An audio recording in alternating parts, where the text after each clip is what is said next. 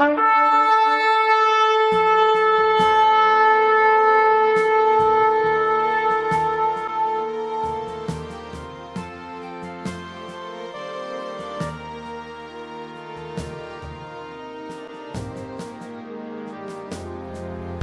turn to Psalm 48, Psalm of the sons of Korah. And this psalm is about the city of the great king. We've spoken about this before. Let's begin by reading verses 1, 2 and 3. Great is the Lord, and greatly to be praised in the city of our God, in the mountain of his holiness. Beautiful for situation. The joy of the whole earth is Mount Zion. On the sides of the north, the city of the great king. God is known in her palaces for a refuge. The psalm begins by describing the greatness of God, how he is worthy to be praised. Many people say otherwise. Maybe you remember from the study of the book of Acts that the people in Ephesus were crying, "Great is Diana." And daily we hear, "Allah is greater." Allahu Akbar. But here there is the reasonable, demonstrable and self-evident testimony. Great is Yahweh. And he is greater than man. Job says in Job 33, verse 12, "Behold, in this thou art not just. I will answer thee, that God is greater than man." Yes, he's greater than man. But not only that, he is greater than everything and anything. Psalm 95, verse 3 declares, "For the Lord is a great God, and a great king above all gods." Small letter gods, of course, that is the end of the sentence. God is great, the greatest of all. In fact, God is greatness himself. Psalm 145 verse 3 says, "Great is the Lord, and greatly to be praised, and his greatness is unsearchable." He is greatness himself. And the praise here is connected to a place, and the place is Jerusalem, the city of God. And as I said, we spoke about this also in Psalm 46. It's quite a big thing, actually. His holy mountain. And when the psalmist wrote this, he was surely thinking of the city of Jerusalem, literally. But prophetically, he was speaking about the new Jerusalem. And that is not a strange idea. If we go back all the way to Abraham, we read in Genesis 14 that he visited Salem, where he met the king of Salem. Salem was the name of Jerusalem, Jerusalem. He was, nonetheless, Abraham, he was still looking for a city whose builder and maker is God, as it says in Hebrews. So that speaks prophetically about the new Jerusalem. And that this is enforced by the phrase "on the sides of the north" in verse 2 here of the psalm. That refers to heavenly places, to the place where God is enthroned. We read the same phrase also in Isaiah 14, verse 13, where it speaks actually about Lucifer. And it says about him, "For thou hast said in thine heart, I will ascend into heaven. I will exalt my throne above the stars of God. I will sit also upon the mount of the congregation, in the sides of the north." So here we have this phrase. Jerusalem is called the city of the great king in verse 2. That is actually what makes the city great.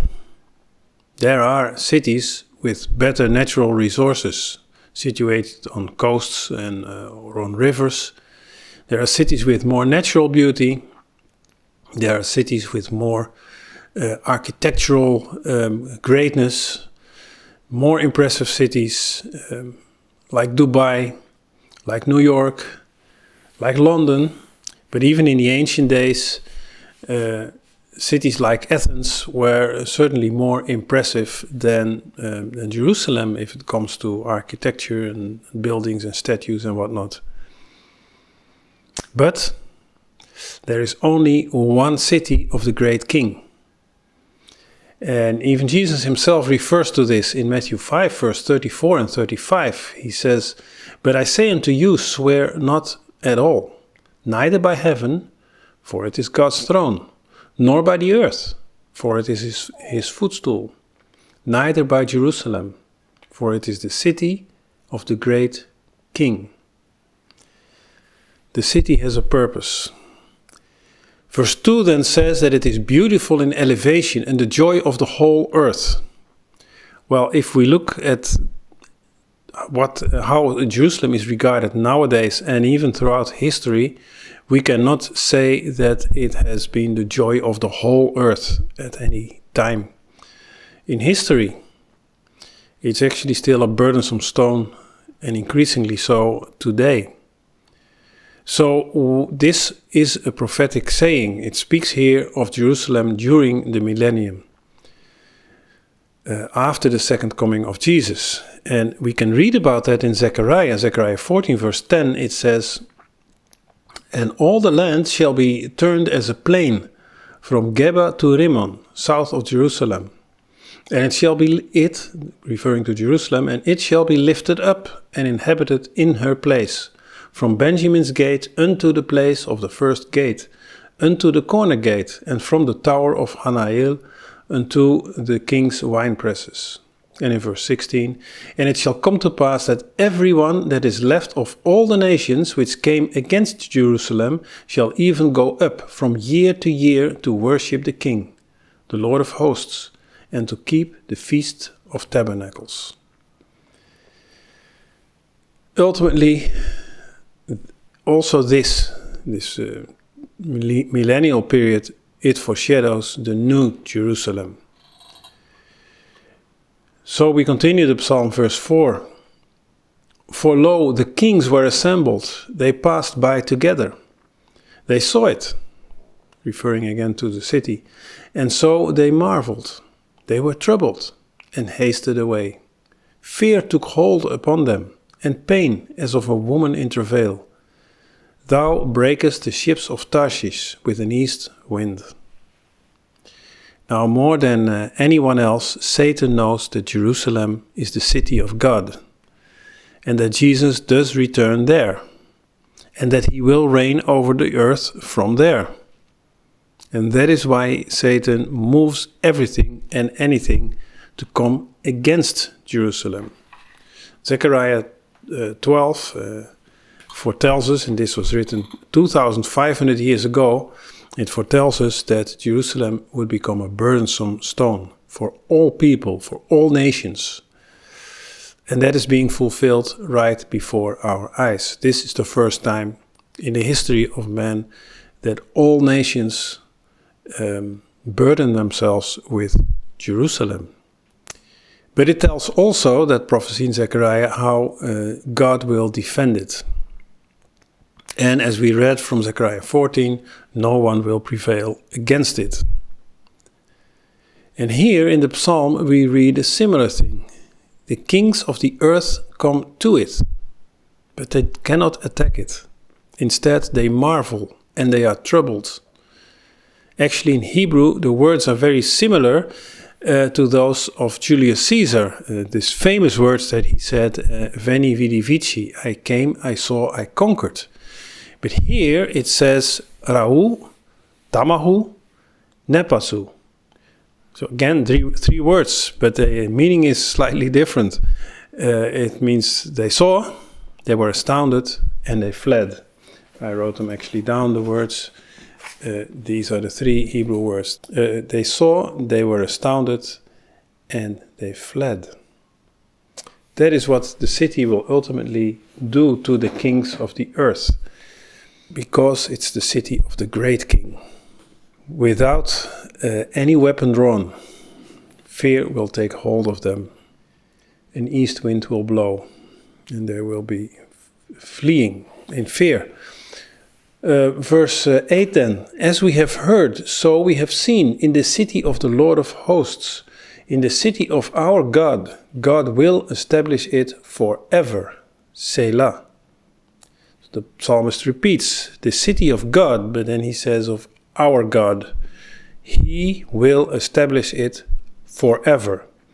And if it says forever, obviously it doesn't speak about the earthly Jerusalem. It doesn't speak about the stones and the soil there, but it speaks about the new Jerusalem. God is fulfilling his promises. He has done so in the past, because the psalmist writes, as we have heard it from our ancestors. He has done it in the past. But he's also doing it in the present, as we have seen. We've seen it with our own eyes. He's still doing it. And so he will in the future. As with all experiences with the Lord, it is of course great to hear of them, but it is far greater to see it for yourself. And that is the point where all of us have to come, to be able to say, I have heard, yes, but I have seen. I have seen it for myself. I have not only heard, but I have also seen. So now the focus shifts slightly to the great King. In verse 9, we have thought of thy loving kindness, O God, in the midst of thy temple. According to thy name, O God, so is thy praise unto the ends of the earth. Thy right hand is full of righteousness. Let Mount Zion rejoice. Let the daughters of Judah be glad because of thy judgments. So verse 8 ended with a selah, a pause, in order to think over the preceding, to consider it, to meditate. And then verse 9 begins with, we have thought. So it is good to stop and think things over. Usually we rush too much also when we read the scriptures.